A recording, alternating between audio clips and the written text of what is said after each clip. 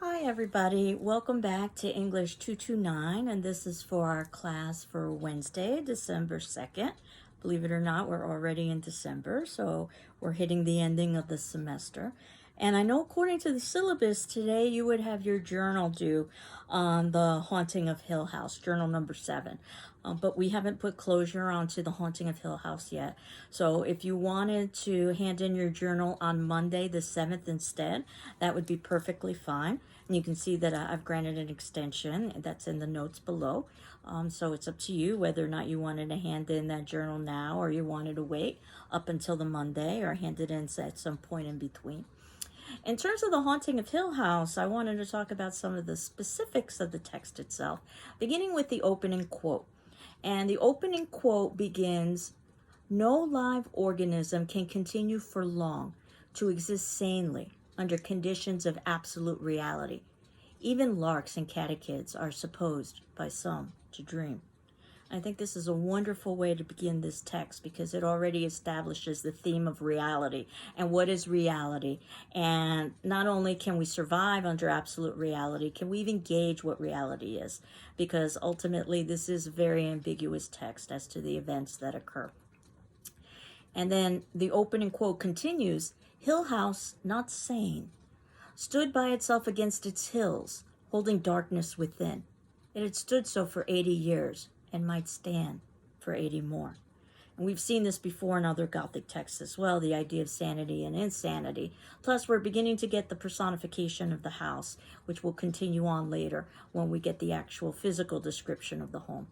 But perhaps the most interesting line is the third line of the beginning of the text, because this is exactly how the text ends as well. So this is very much a circular text, and I think this is done very deliberately by Jackson. If nothing else, the description of Hill House is described as concentric circles, and if you know anything about Dante's Inferno and the circles of hell, I think there are supposed to be connections with that. But the last line reads, "Within, walls continued upright, bricks met neatly, floors were firm, and doors were sensibly shut. Silence lay steadily against the wood and stone of Hill House, and whatever walked there, walked alone." And we also know that the idea of the Gothic is establishing isolation and loneliness. All of that is done at the very beginning, and also we're left with those impressions at the very end. As we're introduced to a Dr. Montague, who can be considered to be a kind of Dr. Van Helsing figure from Dracula, but he's much more ridiculous and absurd than Van Helsing could ever be. He doesn't have the gravitas of a Van Helsing. Dr. Montague is basically a henpecked husband, and he's desperate to establish some sort of academic credibility for himself, which he's unable to do. I hope I'm not giving away any spoilers. I hope you finished the novel. He hopes to establish academic credibility by investigating Hill House and seeing what kind of supernatural or paranormal events might occur there. And he rents the house for 3 months, and we've discussed this before in the past as well, 3 being symbolic perhaps of Trinity. And then as we continue on, we're told that he has to search for assistance. In fact, he's forced to search for assistance, unlike Victorian times. And Shirley Jackson was well aware of the Gothic tradition and of texts like Dracula. And I think I might have even mocked Dracula at one point, saying how interesting it was that we could get a group of individuals who would have the time and the means to be able to drop their everyday lives and chase after a vampire. And that isn't the real world, and definitely that's not the world that Van Helsing is in. Much more contemporary world, where now we've got a Gothic tale that is set in the United States. And Mrs. Montague, as we find out how she's basically henpecking her husband, is there for a certain amount of humor. He talks about how she's a fine woman who sews his buttons on very nicely. But she also serves to give us a sense of some of the possible explanations for the events occurring in Hill House. Again, it's quite ambiguous, so that we can get to the conclusion that yes, there are supernatural events occurring and Hill House is haunted. We could get to the conclusion that there's paranormal activity going on within Hill House, meaning that the individuals within Hill House are somehow subconsciously influencing the events that occur. We could talk about the instability of the characters, particularly Ellie, and that she herself is responsible, whether she be conscious of it or not. Or we can talk about some combination thereof. And we know that Mrs. Montague is going to be important because she's going to work the Ouija board, which is going to give some messages that would seem to suggest that Ellie is the target of this particular home. And also, Mrs. Montague is there to verify whether the events have or have not occurred. So, Hill House is in an isolated rural area, and we're used to this in the world of the Gothic, that the Gothic locale would be isolated and rural. And we get a very Gothic description of the house itself, that basically it's filled with towers and turrets and buttresses and spires and gargoyles. Gargoyles, by the way, were actually used to ward off evil spirits, and they were used on things like cathedrals. Odd angles. You remember we had talked a little bit about Lovecraft and his obsession with angles, believing that angles were gateways into other dimensions. Personification, as I had indicated with the house, not only are we told that the house is not sane, but we're told that the house has windows that are like eyes and cornice eyebrows. In some ways, it's very Poe-like in that respect. The doors are constantly swinging shut. In other words, the inhabitants are entrapped within the home. But the door also serves as a kind of entranceway or exit to the psyche. We talked about this in Dr. Jekyll and Mr. Hyde, and we will also talk about this when we get to The Exorcist. And as I had indicated, the circular nature of the house is supposed to be reminiscent of Dante's Circles of Hell, the idea that your sin would determine which circle of hell you were in. Now, the house has a tragic history, and the folklore of haunted houses is that they usually do have tragic histories. The last tenant of the home had died crashing into a driveway tree. And of course, this is how Ellie herself dies, so one wonders if there's more than coincidence here. All the tenants have left hastily, giving rather flimsy excuses as to why they don't want to stay. The builder of the home, Hugh Crane, his first wife died in the driveway in a carriage accident. His second wife died of a fall. And keep in mind again how Ellie at one point is climbing the stairs to the library and almost falls. The third wife dies of consumption in Europe.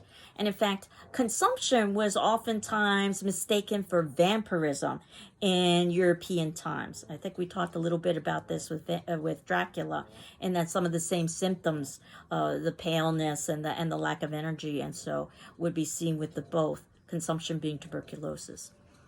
And we get quarreling sister heirs about whether they should have the house or the heirlooms within the house.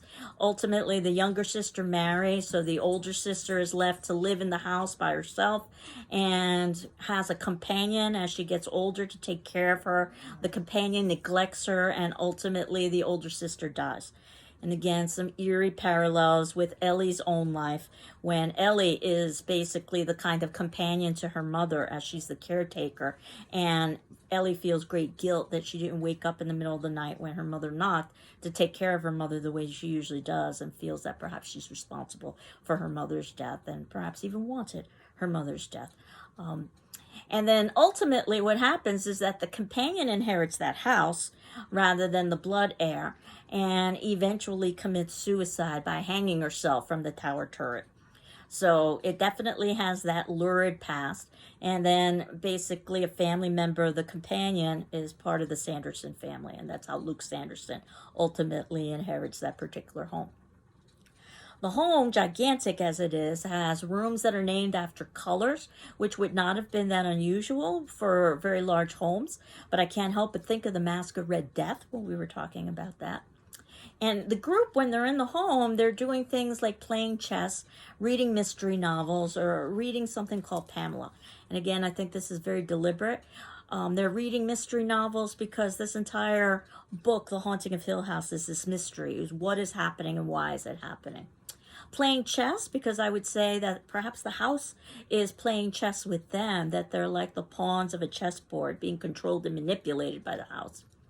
And Pamela happens to be a very famous novel, one of the very early English novels that's incredibly long. So if he's going to read Pamela, that means he's expecting a long night. But it also happens to be about a girl that's seduced. And there is this sexual undercurrent in this particular text, which we'll talk about in a little bit. Mrs. Dudley is there as a representation of order, as if Hill House is a representation of chaos. Mrs. Dudley clears breakfast at 10, puts lunch out at 1 and dinner at 6, and won't live anywhere near the home. Now, ultimately, this text is about Ellie, and the text is through her eyes. And we've talked before about unreliable narrators, and definitely Ellie is someone that we can't necessarily trust, even though it does seem like many of the events that are occurring to her are events that have occurred in the past to other inhabitants at Hill House. If nothing else, Ellie is very adolescent, and I think this is important when we think about poltergeist activity, which I would have mentioned last class, that it's usually centered around an adolescent female. And while Ellie is a female, she is not an adolescent. That said, she acts like an adolescent. So I would say that she has the temperament of an adolescent. She lies about her age. In fact, she makes herself older rather than younger, even though she's in her 30s. And that's something that adolescents often do, is that they add on to their age so they can appear older. She lies about having her own apartment, so she's trying to appear to be independent and self-sufficient when she's not. There is a good amount of tension at the beginning of the book when she's trying to get the car from her sister, that she half owns that car. This reminds me of the typical teenager who wants the car. Of course, the car represents independence and control. Ellie's constantly fearing being left out, that people will be leaving her behind. Ellie is also concerned about what her mother would say or think about the events that are occurring. Again, very much like a teenager. And lastly, Ellie spends a lot of time wondering when the others are going to begin talking about her, thinking about her. Very narcissistic, very self-centered character. And she also is very isolated and very alone. She's living with her sister's family, but ultimately they don't want her. And at the very beginning, we're told about an incident where she runs into an old lady with groceries. And eventually, at the ending of that incident, the old lady blesses Ellie. And Ellie thinks, or says that this is one person at least that's praying for her, which illustrates just how alone she is. We do know that she's experienced either a supernatural or paranormal event in her youth at age 12. Stones were raining on her house. This was after her father had died. And if you'll remember, when I had gone through the elements of poltergeist activity, stones raining down on residences was one of the signs. Ellie also lives in a fantasy world, one of superstitions and omens. When she sees the word daredevil, she says dare evil, which could be viewed also as a kind of foreshadowing for what she will encounter. Or journeys end in lovers meeting. And it seems that Ellie has very little experience with romantic relationships, yet she continues to sing these jingles that would suggest some sort of a romance. We can talk about the idea that Ellie is perhaps sexually repressed, particularly if we contrast her with Theo. But who exactly is this lover? And could Hill House be ultimately Ellie's lover? And that's where the journey ends. Now that she's been rejected by others, particularly someone like Theo. Now, Ellie is also continually seeking verification of her existence. I'm here, I belong, this is happening. So all of this establishes how unstable she is. And we're told at the very beginning, when she leaves home in the car which she, quote, stole, even though it's half hers, from her sister, that all of her belongings are in a box in the car. And I think this is quite telling for two reasons. The first, how little she owns, and how little of her own life she has, that all of it can fit into a box. Secondly, she's not planning on returning. If she were planning on returning, she never would have put all of her belongings in the box. So again, this tells us a great deal about Ellie's state of mind at the time. And we know that at one point she stops on her journey and she witnesses a scene with a family where there's a little girl who refuses to drink unless she has her cup of stars. And Ellie thinks to herself, don't do it. Because once they've trapped you into being like everyone else, you'll never see your cup of stars again. So for her, this is kind of a symbol of independence and autonomy, something that Ellie does not have. In other words, she's been trapped and she's looking for some sort of escape, one assumes. Whether or not the escape, it results in the ultimate act of suicide where she's crashing her car into the driveway tree. Again, maybe she might have on some subconscious level been influenced by some of the past history of the home, or perhaps this was some sort of a supernatural event or some combination thereof. But we do know that the setting is on the first shining day of summer. And of course, all of that is going to be upset as the novel continues. So it upsets our expectations. In fact, we're told it's June 21st, which is a very significant day in the pagan calendar. That happens to be the summer solstice, happens to be the day that's longest in the year. And it's also known as midsummer. So if you know Shakespeare's Midsummer Night's Dream, that's set on the summer solstice, the longest day of the year. And from the pagan calendar tradition, that's a day of fertility and fertility rites, celebrating all of the fertility that would be associated with nature. So it's a very highly sexually charged day that is celebrated through sexuality. And again, Jackson is putting these little suggestions and hints in there about sexuality, even though Ellie seems to not have had any kind of experience in the past. In some ways, she's like this budding adolescent. Her directions, at one point she turns left, and the left side is oftentimes associated with evil, and the right side is oftentimes associated with good. So if you've ever heard of the movie The House on the Left, and they deliberately chose that direction because the left is oftentimes considered evil. And in fact, in the past, individuals who wrote with their left hand were encouraged, sometimes even forced, to write with their right hand because the left side was supposed to be the sign of the devil. Ellie also travels west. This is where the sun sets, so this could be the ending of this first shining day of summer and the beginning of something that's going to be much darker and much more oppressive. One of the things I really enjoy about this text is the definition of fear, which is what we've been grappling with over the entire semester in relation with Gothic literature. And we're told, if you're using the text that I had ordered for class on page 159, that fear is the relinquishment of logic, the willing relinquishment of reasonable patterns, which I always thought was a wonderful way to think about fear. Luke, at one point, says that what we really fear is seeing ourselves clearly and without disguise, which gets us back to our opening quote about how much reality can any of us really accept. Now, that said, when we learn a little bit more about Theo, we see how Theo is in direct contrast to Ellie. They begin by telling these stories about themselves that aren't true as they're getting to know one another. And I think it's quite telling of their temperaments, just the fantasies that they share, or at least the lies. I don't know if lies is perhaps the right word, but the fictions, that's a better word, that they share about one another as they're playing with each other. Where Ellie says she had freckles, she was often sick with colds. She fell during her graduation procession. So all of this is rather negative as opposed to Theo's fictions. She attended private school. She learned to curtsy. She attended dances. And she performed in operetta. However, as the novel goes on and Ellie is beginning to meet some of the other characters, they continue to share these fictional stories about themselves. And what Ellie says then is that she's in love and was an artist model, and she's living a mad and abandoned life, and her affairs are the talk of the cafes. And again, affairs can have double meanings. Affairs can mean just business affairs, but they could also be sexual affairs as well.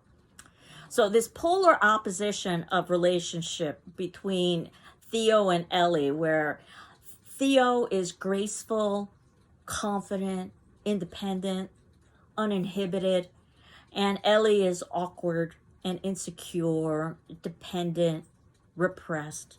Even a minor detail like slacks. Ellie thinks that she's being rather bold by wearing slacks. What would her mother think?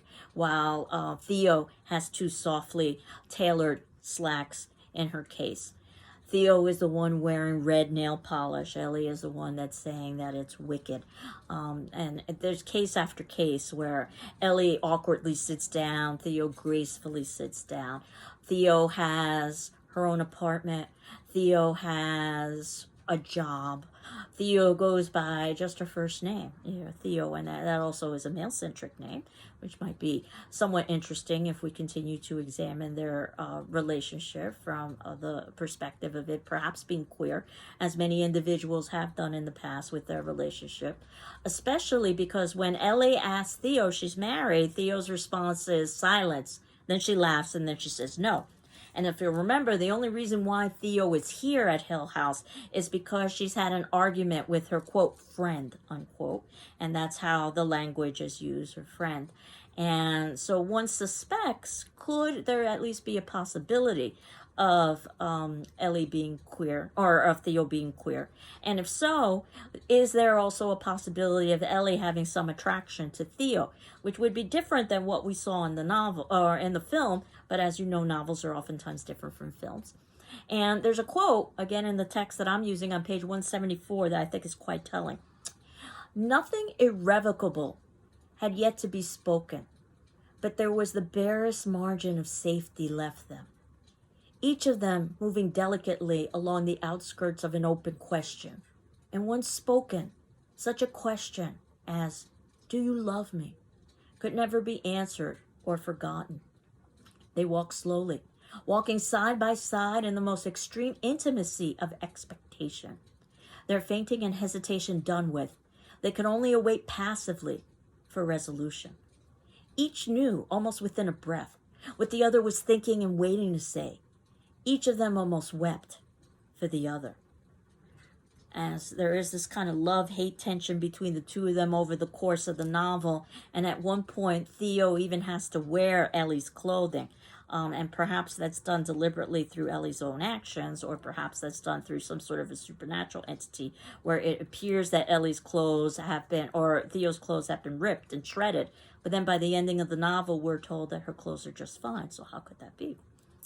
Some of the supernatural possibilities in the text happen to do with some of the lore associated with haunted houses and planchets.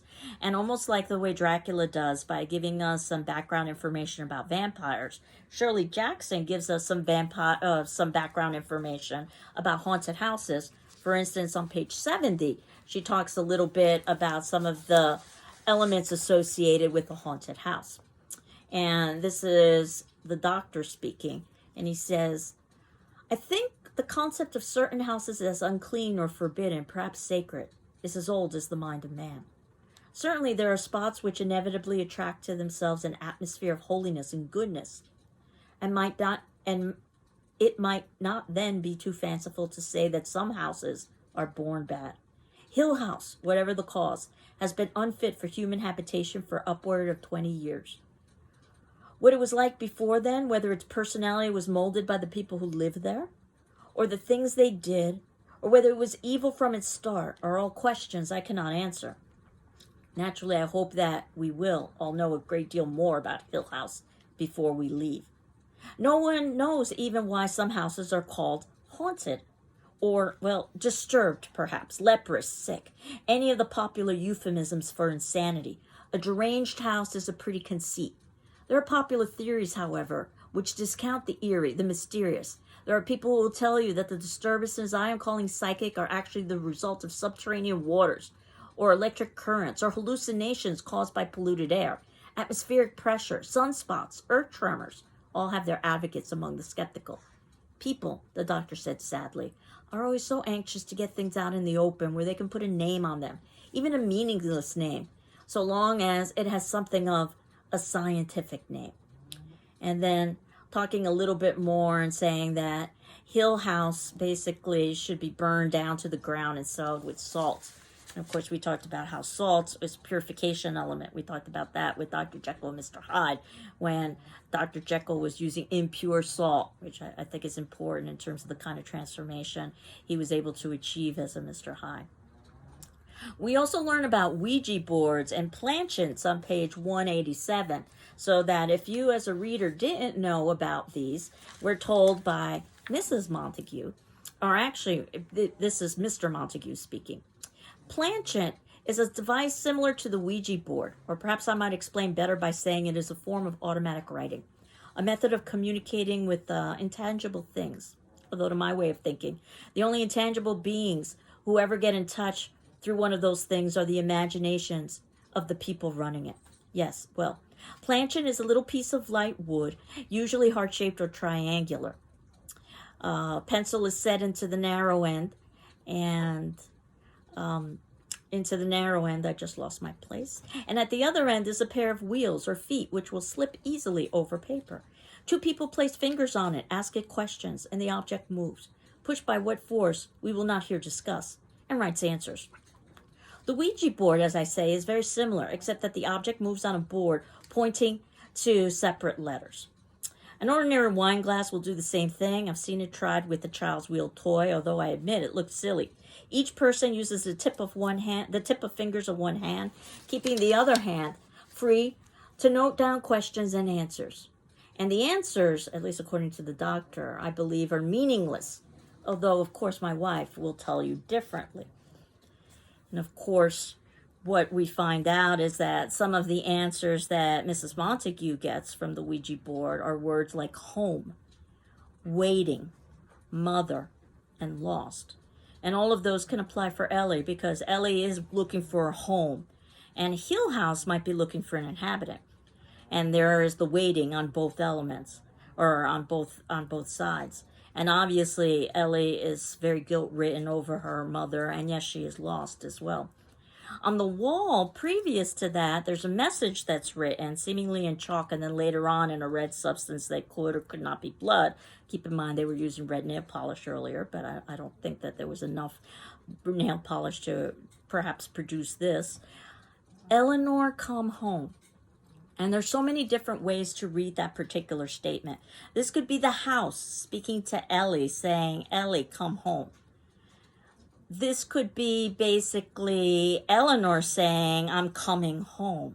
Eleanor, come home. Or this could be Ellie telling herself, come home, go back to her sisters. Or this could be someone like her sister and her sister's family saying, Eleanor, come home. Or all of the above could be applicable. So, again, very deliberately ambiguous because Jackson doesn't necessarily want to give us a definitive answer.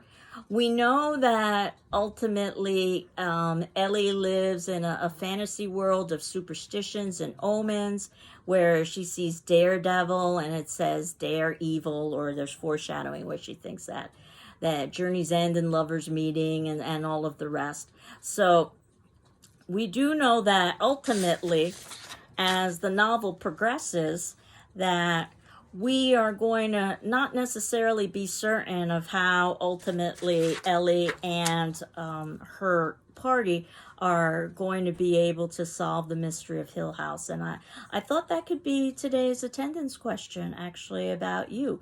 I mean, while we don't know for certain what happens in Hill House, we can at least speculate what happens in Hill House. So my attendance question to you is to talk a little bit about what you think might be responsible for the events that are occurring at Hill House and why you think that is the case.